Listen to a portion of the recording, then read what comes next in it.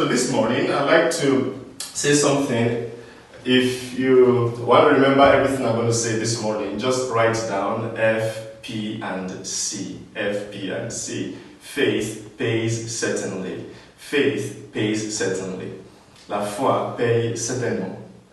So this morning, the scriptures are all centered on the importance of having faith in this period when everything is very difficult for us. In France, tomorrow we're going to end the lockdown. In Nigeria, I know that the lockdown has been eased in some states. It's still on in some other states. So it's a difficult period for every one of us, and many of us are legitimately afraid. We are afraid because we don't know what's going to happen. We don't know whether we're going to have an economic crisis. We don't know whether we're going to be healthy. Like I was saying to someone yesterday, the lockdown is over, but the virus is not. So we are afraid for many good reasons.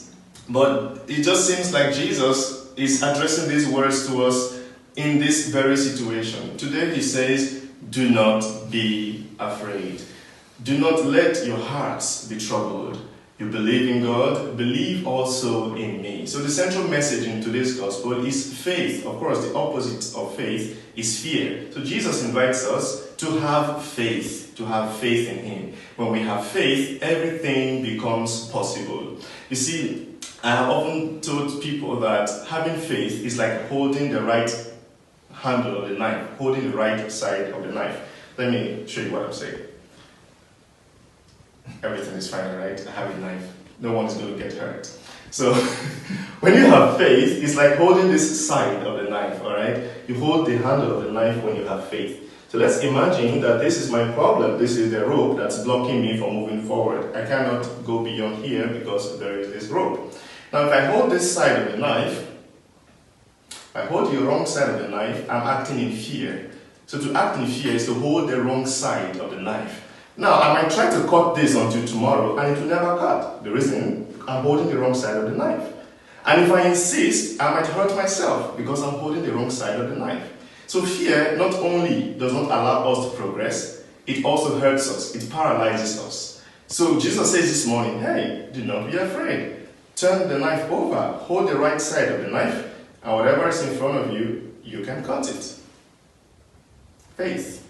So Jesus says this morning, do not let your hearts be troubled. And the Greek word he uses for heart is kada. That's the Greek, kada. Kada is the essence of our being. Jesus, of course, knows that sometimes we are going to be afraid, that there are going to be some things that are going to quake us. But what he's saying is, do not be afraid. Do not let your hearts be troubled.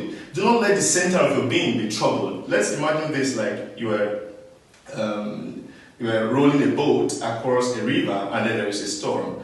No matter how much storm there is around the boat, it will not sink until water gets into the boat.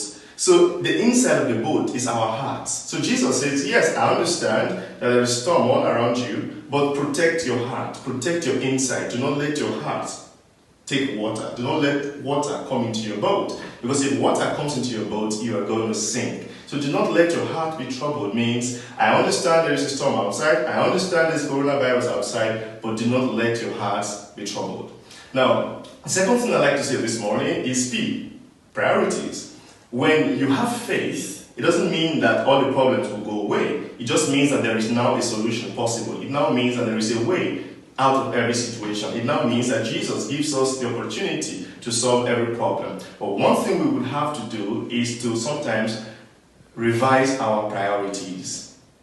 In the second reading of this morning, taken from the first letter of St. Peter from chapter 2, verses 2 to 9, Peter says, the stone that was rejected by the builders has become the cornerstone. Could it be that there are some stones that we have neglected in the past that we need to look at right now? Could it be that we invested in the wrong places in the past? Could it be that instead of investing in ethics, we had invested in things that were not good for our society? Could it be that instead of investing in basic sciences, we invested in space sciences? Could it be that instead of investing in educating our children, we're investing in entertainment and sports? Those things are good, but it's a question of priorities. So going forward, Jesus is saying to us, you are going to have to look at every stone in the house if you are going to build this building. And by the way, Peter says something that I find very interesting. He says, you are builders. So let's not forget that we are builders. Human beings are builders. We have got this. We can rebuild our world. And the last thing, and the third thing I like to say, is creativity and diligence. You see, in the first reading of this morning, the apostles had a crisis. The early church, which Luke had been describing to us as perfect, as going very well, everyone was looking after the other. They had a crisis because there were two groups of people. There were the Greek Jews and then there were the Jews. That's the Jews who had always been at home. And now, the Jews who had always been at home didn't want to give the Greek Jews food to eat. So there was a crisis. And the apostles didn't know what to do. And they created a whole new order of deacons. They selected 7 men from among the Greeks and named them to serve the widows who were neglected. So they were creative. Going forward, we are also going to have to be creative. We are going to have to invent new ways of doing things. It was Albert Einstein that said that insanity is doing the same thing all over again and expecting a different solution. So, child of God, this morning, let us not let our hearts be troubled. Let us not be afraid to revise our priorities, and let us not be afraid to invent a new world. We are capable of doing it. We've got this because we are walking with Jesus, who is the way, the truth, and the life. Almighty God bless you.